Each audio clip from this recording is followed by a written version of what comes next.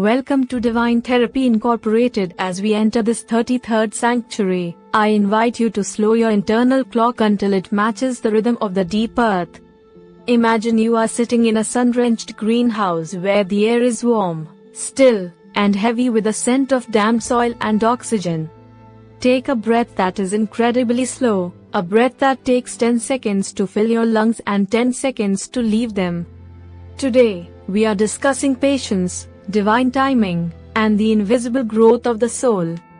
We are talking about the silent seed, those periods of your life where it feels like nothing is happening, where your efforts seem fruitless, and where you feel stuck in the dark. This is a story for the restless, for those who feel they are falling behind, and for anyone who has forgotten that the most important parts of a tree grow underground where no one can see them. This is the story of a woman named Thalia and the season of the root. In a kingdom called the Instant, where the people lived by the philosophy of now or never, there lived a woman named Thalia. In this kingdom, everything was measured by speed. They had fast-growing crops that tasted like nothing, they had high-speed relationships that ended in a week, and they judged a person's worth by how quickly they could produce a result. Thalia was a high-velocity achiever. She was a woman of the quick fix, a person who believed that if she just pushed harder, yelled louder, or worked faster, she could force the world to bend to her schedule. She lived her life like a race where the finish line kept moving. But the psychological weight of this forced growth was a profound, spiritual barrenness. Thalia suffered from chronic prematurity, the feeling that she was always trying to harvest fruit from a tree that hadn't even flowered yet. Because she was so obsessed with the bloom, she neglected the soil. Her successes were shallow and didn't last. Her joy was brittle. She felt a constant, twitching anxiety, a fear that if she stopped moving for even a second, she would wither away. She was a woman who tried to pull the petals of a bud open with her fingers, only to end up with a handful of crushed silk. She was efficient, but she was not fruitful. One spring, Thalia planted a special seed she had bought from a mysterious merchant, the seed of great purpose. She watered it every hour. She shone bright lights on it all night. She talked to it, she threatened it, and she even dug it up twice a day to see if it had sprouted. But after a month, the soil remained flat and brown. Thalia was devastated. She felt like a failure. She believed the seed was dead, or worse, that she was unworthy of its growth. In a fit of rage and exhaustion, she traveled to the edge of the kingdom, to a valley where time seemed to move at the speed of falling snow. There, in a garden that looked like a wild, untamed forest, she found an old man sitting on a stump, watching a single snail move across a leaf. He was the gardener of the silent seed.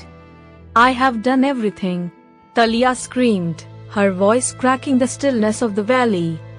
"I have given it light, I have given it water, I have given it my life. Why won't it grow? Why am I still waiting?" The gardener didn't look up from the snail.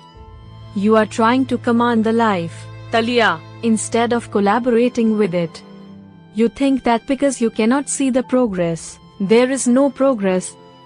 But the seed is not lazy. It is working.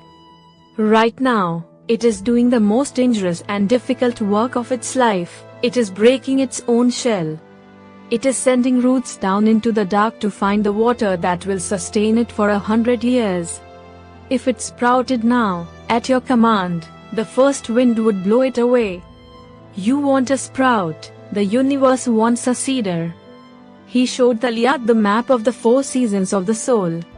He told her that every great thing, a healing, a career, a love, a transformation, must pass through the season of the root. This is the time of darkness, of silence, and of apparent inactivity. It is the time when the old form is dying so the new form can be born. Patience, the gardener said, is not waiting. Patience is the active trust that something is happening even when you can't see it. It is the realization that nature does not hurry, yet everything is accomplished. When you try to force the timing, you are not being ambitious, you are being arrogant. You are saying that your ego knows more than the intelligence of the seed. Talia spent 3 years in the valley. It was the hardest work she had ever done because it required her to do nothing. She had to sit with her anxiety and tell it, I am not falling behind, I am grounding. She had to watch the seasons change and realize that winter is not a delay, but a preparation. She learned the sacrament of the deep root.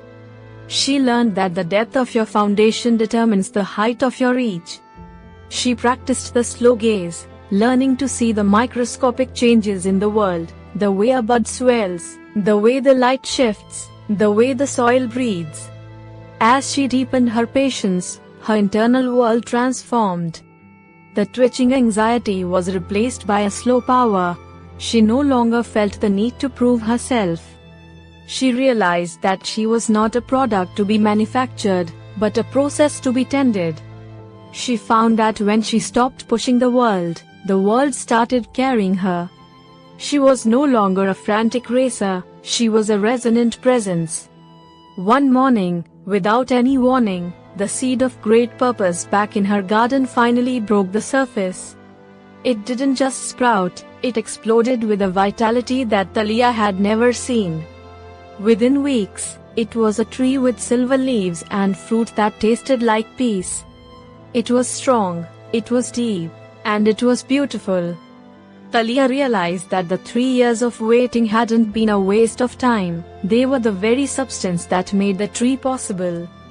The tree was the visible result of her invisible growth. Eventually, Talia returned to the kingdom of the instant. But she didn't join the race. She became the architect of the slow. She taught the high-velocity achievers how to breathe. She showed them that urgency is often just a mask for fear.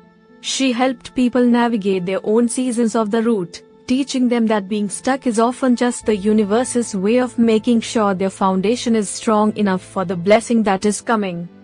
She became a midwife of the soul, a woman who understood that the most magnificent things in life are never instant, but are always timed. If you are watching this today, and you feel like you are sticking in the dark, if you are working hard but seeing no results, if you feel like everyone else is getting ahead while you are standing still, and you are exhausted by the silence of your own life, please know that we see you. We know the agony of the silent seed. We know the fear that you have been forgotten by the sun. We know the urge to dig up your life just to see if it's still alive. But at Divine Therapy Incorporated, we want to remind you of Talia's discovery. The silence is not absence. The darkness is not death. You are in the season of the root. You are breaking your shell. You are reaching for the deep water. The universe is not delaying your dream, it is developing the person who can sustain it. You do not need more speed, you need more depth. What is the one area of your life where you feel most stuck? What if you stopped viewing it as a failure and started viewing it as grounding? Imagine yourself now, sitting on that stump in the quiet valley with Talia. Look at the soil of your own life. Don't look for a sprout. Just feel the warmth of the earth. Trust the seed. Trust the timing. Trust the intelligence that knows how to turn a tiny, dark speck into a giant, silver tree. You are growing in the dark. Take a deep, slow, and patient breath. Feel the power of your own roots. You are not falling behind. You are becoming unbreakable. And the bloom that is coming is going to be more magnificent than anything you ever could have forced. Thank you for trusting us with your journey through these 33 stories. May your roots be deep, may your trust be steady, and may you always have the patience to allow your soul to flower in its own perfect time.